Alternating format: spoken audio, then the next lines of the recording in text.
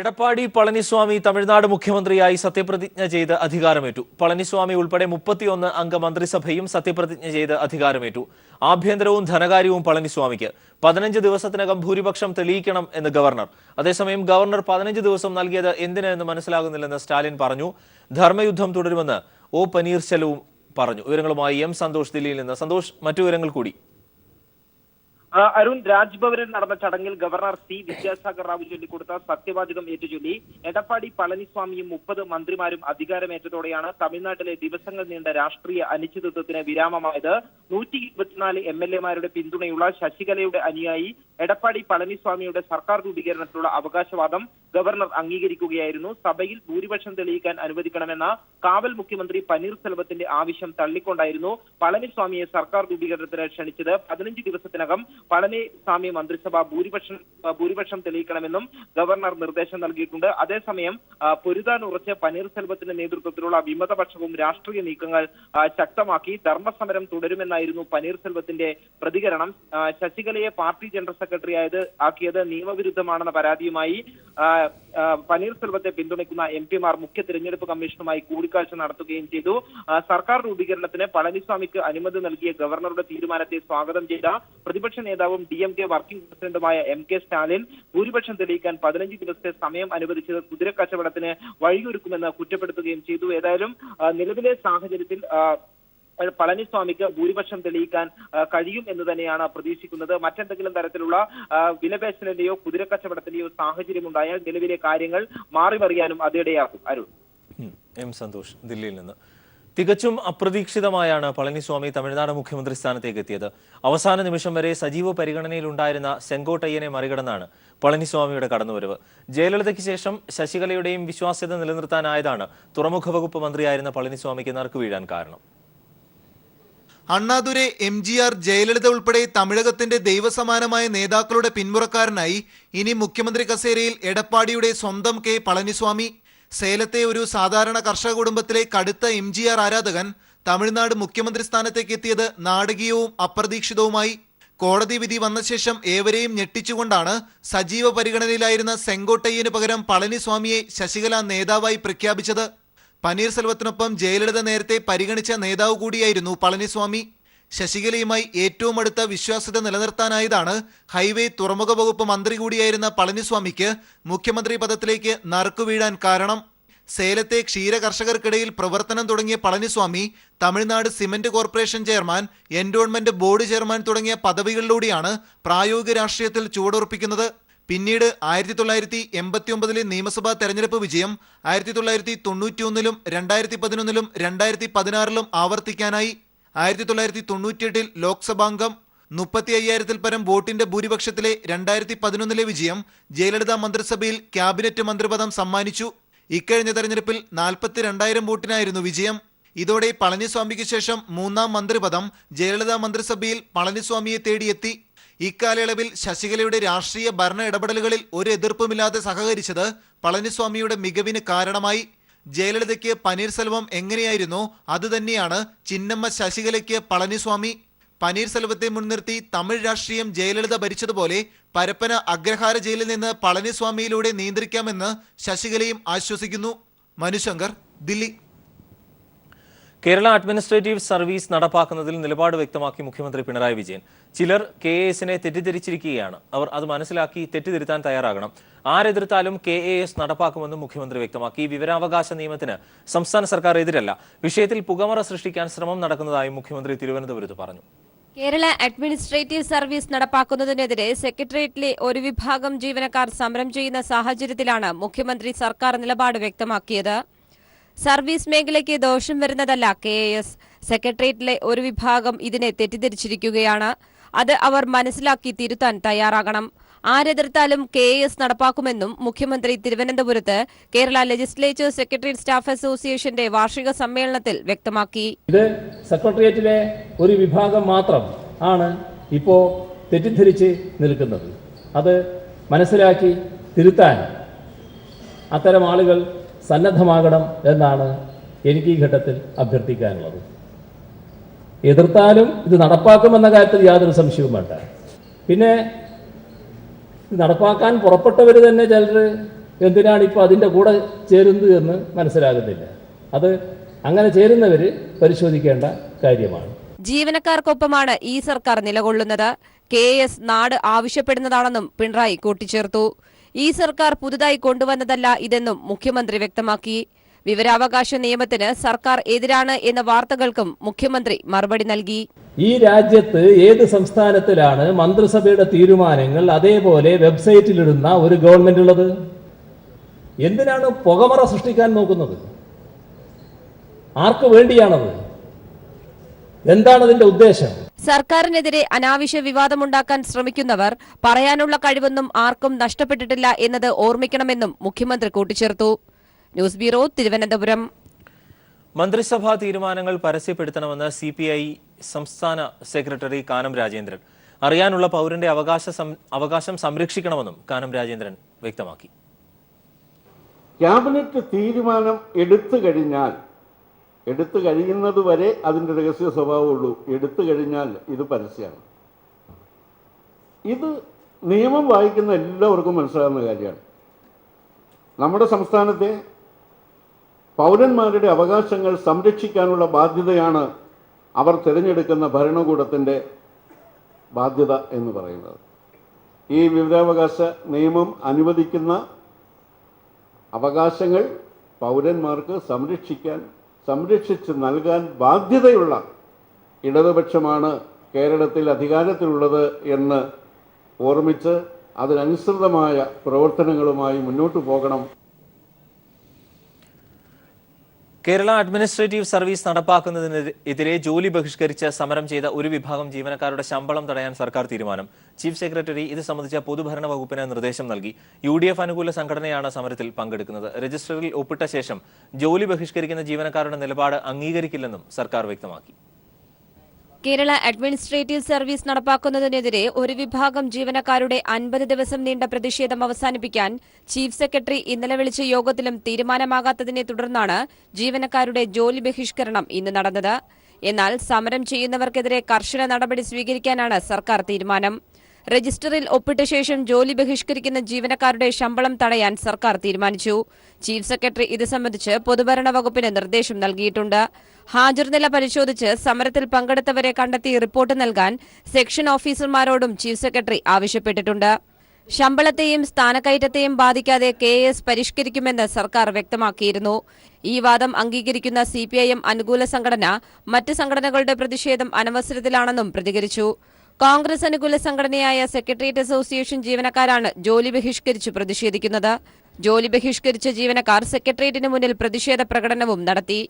ഇന്നത്തെ സൂചനാ പണിമുടക്കിന് ശേഷം ഉപവാസവും നിരാഹാരവും അടക്കം സമരം ശക്തിപ്പെടുത്താനാണ് പ്രതിഷേധക്കാരുടെ തീരുമാനം. News bureau, Thiruvananthapuram.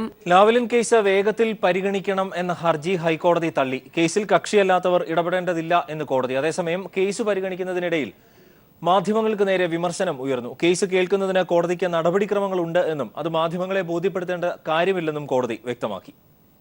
ലാവ്ലിൻ കേസിൽ CBI ഒത്തുകളിക്കുന്നു എന്ന വിമർശനത്തോടെ കഴിഞ്ഞ ദിവസം ഒരു മലയാള ചാനൽ നടത്തിയ ചർച്ചയ്ക്കെതിരെ രൂക്ഷമായ വിമർശനമാണ് ഹൈക്കോടതി നടത്തിയത്. കേസ് നടത്തിപ്പ് ബോധപൂർവം വൈകിപ്പിക്കുന്നു തുടങ്ങിയ ചാനൽ ചർച്ചയിലെ പരാമർശങ്ങളെയാണ് കോടതി വിമർശിച്ചത്. കേസ് കേൾക്കുന്നതിന് കോടതിക്ക് നടപടിക്രമങ്ങളുണ്ടെന്ന് ജസ്റ്റിസ് P. ഉബൈദ് വ്യക്തമാക്കി. അത് മാധ്യമങ്ങളെ ബോധ്യപ്പെടുത്തേണ്ട കാര്യമില്ല. കോടതി നടപടിക്രമങ്ങൾ യാന്ത്രികമല്ലെന്നും ഹൈക്കോടതി പറഞ്ഞു. ചാനൽ ചർച്ചകളിലല്ല കോടതിയുടെ നടപടിക്രമങ്ങൾ തീരുമാനിക്കുന്നത്. കോടതി നടപടി ചാനലുകൾ നിർദ്ദേശിക്കേണ്ടതില്ലെന്നും കോടതി പറഞ്ഞു.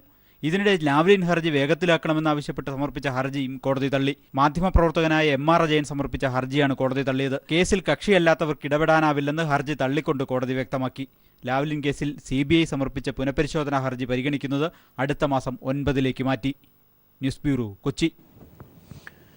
കശുവണ്ടി ഇറക്കുമതി ആരോപണത്തിൽ മന്ത്രി J. മേഴ്സിക്കുട്ടിയമ്മയ്ക്ക് വിജിലൻസിന്റെ ക്ലീൻ ചിറ്റ്. കശുവണ്ടി ഇറക്കുമതി ചെയ്തത് സതുദ്ദേശപരമായി ആണ് എന്ന വിജിലൻസ് റിപ്പോർട്ട്. ദ്രുത പരിശോധനാ റിപ്പോർട്ട് വിജിലൻസ് കോടതിയിൽ നൽകി. വിവരങ്ങളുമായി ഞങ്ങളുടെ പ്രതിനിധി ജിതിൻ ചന്ദ്രൻ ചേരുന്നു. ജിതിൻ, മറ്റു വിവരങ്ങൾ കൂടി.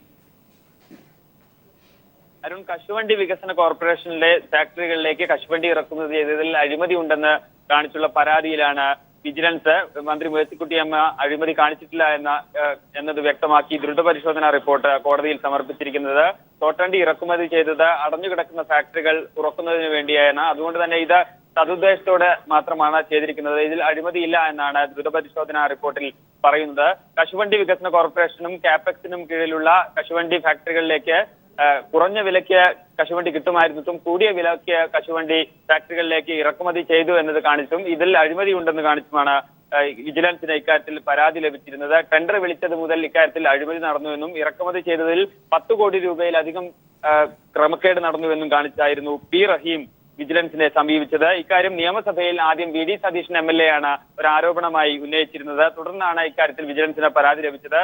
നേരത്തെ കഴിഞ്ഞ 2016 ഓഗസ്റ്റിലായിരുന്നു ഇത് സംബന്ധിച്ച പരാതി വിജിലൻസിന് ലഭിച്ചിരുന്നത്. തുടർന്ന് നടത്തിയ ദ്രുതപരിശോധനയുടെ റിപ്പോർട്ടാണ് ഇപ്പോൾ കോടതിയിൽ സമർപ്പിച്ചിരിക്കുന്നത്. എന്തായാലും കശുവണ്ടി ഇറക്കുമതി ചെയ്തത് അടഞ്ഞുകിടക്കുന്ന ഫാക്ടറികൾ തുറക്കുക എന്ന ലക്ഷ്യത്തോടു കൂടിയായിരുന്നു. ഇക്കാര്യത്തിൽ യാതൊരു അഴിമതിയുമില്ല, മറിച്ച് സതുദ്ദേശത്തോടു കൂടിയാണ് ഈ നടപടി ഉണ്ടായിരിക്കുന്നത് എന്നുമാണ് വിജിലൻസിന്റെ ദ്രുതപരിശോധനാ റിപ്പോർട്ടിൽ വ്യക്തമാക്കുന്നത്. അരുൺ, തോട്ടണ്ടി ഇറക്കുമതി കേസിൽ ജെ മേഴ്സിക്കുട്ടിയമ്മയ്ക്ക് വിജിലൻസിന്റെ ക്ലീൻ ചിറ്റ്. സതുദ്ദേശപരമായാണ് നടപടി എന്നാണ് റിപ്പോർട്ടിലുള്ളത്. ജീതനാണ് വിവരങ്ങൾ നൽകിയത്. ജിഷ്ണുവിന്റെ മരണത്തിന് ഉത്തരവാദികളായ കോളേജ് അധികൃതരെ അറസ്റ്റ് ചെയ്ത് ജയിലിലടയ്ക്കണമെന്ന് VS അച്യുതാനന്ദൻ. ജിഷ്ണു പ്രണോയിയുടെ വീട്ടിൽ സന്ദർശനം നടത്തിയ ശേഷം പ്രതികരിക്കുകയായിരുന്നു VS. അതേസമയം ജിഷ്ണു കേസിൽ സ്പെഷ്യൽ പ്രോസിക്യൂട്ടറായി CP ഉദയഭാനുവിനെ നിയമിക്കണം എന്നാവശ്യപ്പെട്ട് ജിഷ്ണുവിന്റെ അമ്മ മുഖ്യമന്ത്രിക്ക് കത്തയച്ചു. ഉച്ചയ്ക്ക് 1 മണിയോടെയാണ് VS അച്യുതാനന്ദൻ ജിഷ്ണുവിന്റെ വളയത്തെ വീട്ടിലെത്തിയത്. ജിഷ്ണുവിന്റെ അമ്മ മഹജിയെയും അച്ഛൻ അശോകനെയും സഹോദരി അവിഷ്ണയെയും VS ആശ്വസിപ്പിച്ചു. താൻ കൂടെ ഉണ്ടാകുമെന്ന് ഉറപ്പു നൽകി. ജിഷ്ണുവിന്റെ മരണത്തിന് ഉത്തരവാദികളായ കോളേജ് അധികൃതരെ അറസ്റ്റ് ചെയ്ത് ജയിലിലടക്കണമെന്ന് VS ആവശ്യപ്പെട്ടു.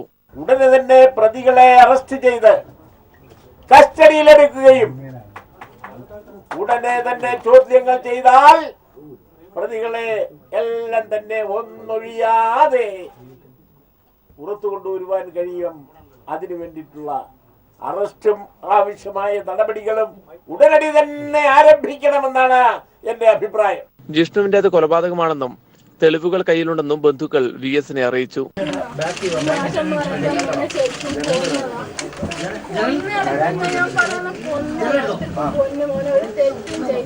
ജിഷ്ണു കേസിൽ സ്പെഷ്യൽ പ്രോസിക്യൂട്ടറായി അഡ്വക്കേറ്റ് CP ഉദയഭാനുവിനെ നിയമിക്കണമെന്നാവശ്യപ്പെട്ട് അമ്മ മഹിജ മുഖ്യമന്ത്രി പിണറായി വിജയനും VSനും കത്തു നൽകി. News bureau, Kozhikode. ലക്ഷ്മി നായരെ അറസ്റ്റ് ചെയ്യുന്നത് ഈ മാസം 23 വരെ ഹൈക്കോടതി തടഞ്ഞു. വിദ്യാർത്ഥിയെ ജാതിപ്പേര് വിളിച്ച് അധിക്ഷേപിച്ചു എന്ന കേസ് റദ്ദാക്കണമെന്ന് ആവശ്യപ്പെട്ട് ലക്ഷ്മി നായർ നൽകിയ ഹർജി പരിഗണിക്കവെയാണ് ഹൈക്കോടതി നിർദ്ദേശം നൽകിയത്. നെഹ്റു ഗ്രൂപ്പ് ചെയർമാൻ കൃഷ്ണദാസിന് 5 ദിവസത്തേക്ക് അറസ്റ്റ് ചെയ്യരുത് എന്നും ഹൈക്കോടതി വ്യക്തമാക്കി. ആരോഗ്യരംഗത്ത് സമഗ്രമായ മാറ്റങ്ങൾ ലക്ഷ്യമിടുന്ന ആർദ്രം ദൗത്യം എന്ന രോഗി സൗഹൃദ ആശുപത്രി സംരംഭത്തിന് തുടക്കമായി. ആർദ്രം ദൗത്യം പദ്ധതിയുടെ സംസ്ഥാനതല ഉദ്ഘാടനം മുഖ്യമന്ത്രി പിണറായി വിജയൻ തലസ്ഥാനത്ത് നിർവഹിച്ചു. സംസ്ഥാനത്ത് ആശുപത്രികളിൽ നിലനിൽക്കുന്ന ഭാരിച്ച ചികിത്സാ ചെലവ് കുറച്ചുകൊണ്ടുവരാൻ സർക്കാർ നടപടി സ്വീകരിക്കുമെന്ന് മുഖ്യമന്ത്രി പറഞ്ഞു. ആശുപത്രിയിൽ വരുന്ന രോഗികൾക്ക് ഗുണമേന്മയുള്ളതും സൗഹാർദ്ദപരവുമായ സേവനങ്ങൾ, താലൂക്ക് ജില്ലാതല ആശുപത്രികളിൽ സ്പെഷ്യാലിറ്റി, സൂപ്പർ സ്പെഷ്യാലിറ്റി സേവനങ്ങൾ, പ്രാഥമിക ആരോഗ്യ കേന്ദ്രങ്ങളെ കുടുംബാരോഗ്യ കേന്ദ്രങ്ങളാക്കി പ്രവർത്തന മേഖല വിപുലമാക്കൽ, രോഗികൾക്ക് പ്രോട്ടോകോൾ പ്രകാരം ഗുണമേന്മയുള്ള ചികിത്സയും പരിചരണവും ലഭ്യമാക്കുക തുടങ്ങിയവയാണ് ആർദ്രം ദൗത്യം പദ്ധതിയിലൂടെ സർക്കാർ ലക്ഷ്യമിടുന്നത്. പദ്ധതിയുടെ സംസ്ഥാനതല ഉദ്ഘാടനം മുഖ്യമന്ത്രി പിണറായി വിജയൻ തിരുവനന്തപുരത്ത് നിർവഹിച്ചു. ഇത് സർക്കാർ ആലോചിച്ചുകൊണ്ടിരിക്കുന്ന ഒരു കാര്യമാണ്. കാരണം ചികിത്സക്ക് തോന്നിയ പോലെ ചാർജ് ഈടാക്കാൻ പറ്റില്ല. അതിനൊരു ക്രമീകരണം ഉണ്ടാവേണ്ടതായിട്ടുണ്ട്. ന്യായമായ ചികിത്സാ ചെലവ് എല്ലാവർക്കും ലഭിക്കണം. അതെങ്ങനെ എന്നത് സർക്കാർ പരിശോധിച്ചുകൊണ്ടിരിക്കുക തന്നെയാണ്. തിരുവനന്തപുരം മെഡിക്കൽ കോളേജ് അങ്കണത്തിൽ നടന്ന ചടങ്ങിൽ ആരോഗ്യമന്ത്രി KK ശൈലജ അധ്യക്ഷത വഹിച്ചു. സംസ്ഥാന സർക്കാരിന്റെ നൂതന പദ്ധതിയായ നവകേരളം മിഷന്റെ ഭാഗമായാണ് ആർദ്രം ദൗത്യം നടപ്പിലാക്കുന്നത്. പദ്ധതിയുടെ ജില്ലാതല ഉദ്ഘാടനം ഈ മാസം 20-ന് നടക്കും. മന്ത്രിമാരായ Kadakampally Surendran, Kadannappally Ramachandran, E Chandrasekharan, deputy speaker V Sasi, mayor VK Prasanth എന്നിവർ ചടങ്ങിൽ സംബന്ധിച്ചു. News bureau, Thiruvananthapuram. നൂറ്റാണ്ടുകൾ പിന്നിട്ടിട്ടും പഴമയിൽ നിന്നും യാതൊരു മാറ്റവും ഇല്ലാതെയാണ് മാരാമൺ കൺവെൻഷൻ 122ാം വർഷവും പുരോഗമിക്കുന്നത്. പഴയ ഓലപ്പുരയും രാത്രി പ്രാർത്ഥനയിലെ സ്ത്രീ പ്രവേശന നിരോധനവുമെല്ലാം മാരാമൺ കൺവെൻഷൻ ഇപ്പോഴും പിന്തുടരുന്ന ചരിത്രത്തിന്റെ ഭാഗമാണ്. പണക്കൊഴുപ്പിന്റെ ആധുനിക കാലഘട്ടത്തിൽ കൺവെൻഷനുകളും മീറ്റിംഗുകളുമെല്ലാം വലിയ AC മുറികളിലേക്ക് ചുരുങ്ങുകയാണ് പതിവ്. എന്നാൽ മരാമൺ കൺവെൻഷൻ പാരമ്പര്യത്തിലും വിശ്വാസത്തിലും അധിഷ്ഠിതമായി അതിനുമപ്പുറത്തേക്ക് ചരിത്രത്തിന്റെ ചുവട് പിടിച്ചു മാത്രമാണ് പുരോഗമിക്കുന്നത്. നൂറ്റാണ്ടുകൾക്ക് മുമ്പ് ആദ്യ കൺവെൻഷൻ പമ്പാ നദിക്കരയിലെ ചെറിയ പ്രാർത്ഥനയായി ആരംഭിച്ചപ്പോൾ അതെങ്ങനെയായിരുന്നു, അതിൽ വലിയ മാറ്റമൊന്നും വരുത്താൻ ഇപ്പോഴും സഭ തയ്യാറാകാത്തതും അതുകൊണ്ട് തന്നെയാണ്. രാത്രിയിലെ പ്രാർത്ഥനയ്ക്ക് ഇത്തവണ സ്ത്രീകളെ പ്രവേശിപ്പിക്കണമെന്നാവശ്യപ്പെട്ട് പ്രമേയം വന്നപ്പോഴും സഭ അത് ചർച്ചയ്ക്ക് പോലും എടുക്കാതെ തള്ളിക്കളഞ്ഞതും അതുകൊണ്ട് തന്നെ. മരാമൺ കൺവെൻഷന്റെ ചരിത്രത്തിന് മാറ്റം വരുത്താൻ സഭയൊരിക്കലും താല്പര്യപ്പെടുന്നില്ലെന്നും ആരെയും അതിന് അനുവദിക്കില്ലെന്നും സഭാ അധ്യക്ഷൻ തന്നെ നേരത്തെ വ്യക്തമാക്കിയിട്ടുണ്ട്. ചരിത്രം മാറ്റി എഴുതരുത്. അങ്ങനെ സഭയുടെ കൺവെൻഷനാണിത്. ഒരു അംഗീകൃത സ്ഥാപനയുടെ കമ്മിറ്റികളുടെ തീരുമാനപ്രകാരം ഇതിന്റെ നടത്തിപ്പുകൾ മാറ്റാൻ അവകാശവുമില്ല, അധികാരവുമില്ല, സാധ്യവുമല്ല. വേനൽക്കാലത്തെ കടുത്ത ചൂടിനെ പ്രതിരോധിക്കുക മരാമൺ കൺവെൻഷൻ നേരിട്ട വലിയ വെല്ലുവിളിയായിരുന്നു. പമ്പാ നദിക്കരയിലെ ചുട്ടുപൊള്ളുന്ന മണൽപ്പരപ്പിൽ വിശ്വാസത്തിന്റെ വലിയ കൂട്ടായ്മക്ക് തണലേകുന്നത് ഓല കൊണ്ടുണ്ടാക്കിയ ഈ പന്തലാണ്. ലക്ഷക്കണക്കിന് തെങ്ങോലകൾ കൊണ്ടുണ്ടാക്കിയ വലിയ പന്തലാണ് ഇവർക്ക് ചൂടിനെ പ്രതിരോധിക്കാനുള്ള ഏക ആശ്രയവും. വിവിധ പള്ളികൾക്കായിരുന്നു കൺവെൻഷന്റെ വലിയ പന്തൽ നിർമ്മിക്കാൻ ചുമതലകൾ നൽകിയിരുന്നത്. ഇതോടൊപ്പം തന്നെയുള്ള വിവിധ ഭദ്രാസനങ്ങൾക്കായുള്ള സ്റ്റാളുകൾ നിർമ്മിച്ചതും തെങ്ങോലകൾ ഉപയോഗിച്ച് തന്നെയാണ്. മരാമൺ കൺവെൻഷൻ ആവശ്യമായ കുടിവെള്ളം നൽകുന്നത് സംസ്ഥാന ജലവിഭവ വകുപ്പാണ്. കുടിവെള്ളത്തിനായി നിരവധി RO കുടിവെള്ള പൈപ്പുകളാണ് വിവിധ ഇടങ്ങളിലായി സ്ഥാപിച്ചിരിക്കുന്നത്. മരാമണിൽ നിന്നും ബിജേഷ് നടുവിൽ.